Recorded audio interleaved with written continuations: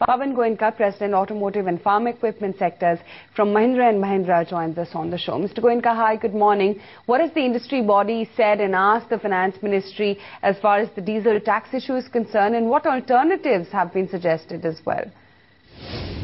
Well, we had a meeting with the Ministry last week, and what we had presented to the Ministry was our consensus view of all the companies together, unanimous view that we should not increase duty on diesel vehicles. We had given all the arguments as to why that is so.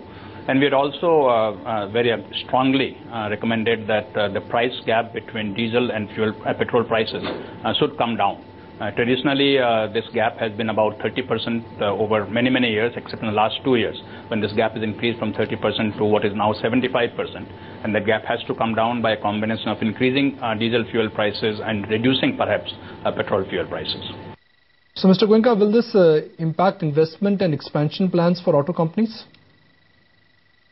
So clearly, any company makes their expansion plan on the basis of the estimate they have for industry growth and what kind of volumes they will see in the future.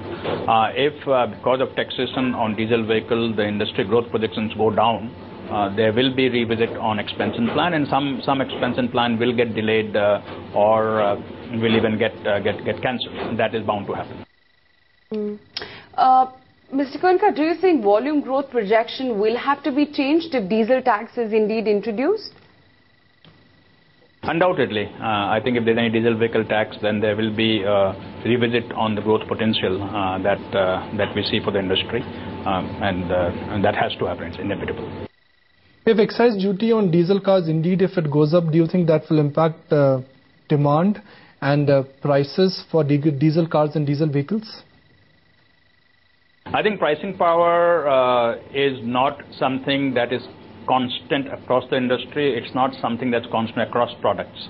The pricing power right now depends on specific pull for a given product, and therefore every company is deciding based on the pull for a product. And some product prices are going up, others are stationary or even discounted.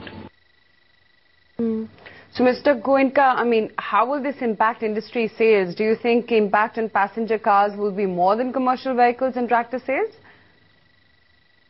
Everything. I mean, right now what is being talked about in terms of diesel vehicle tax obviously has no impact on commercial vehicle, because this tax that is being talked about is only for passenger personal vehicles.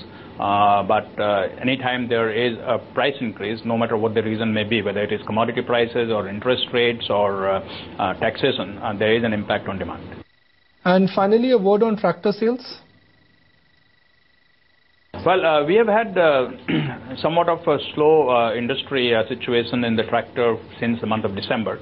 The month of May was the first time we had seen a small growth in the tractor industry in the last 5 months. And therefore, hopefully, especially if the monsoon is good, this is a sign of the industry sort of turning back to a positive growth scenario, and kind of aligned with what we had said, that the first quarter will be slow to negative, and the second quarter onwards we should start seeing some growth. So we are expecting to see 5 to 7% growth for the industry overall for the year.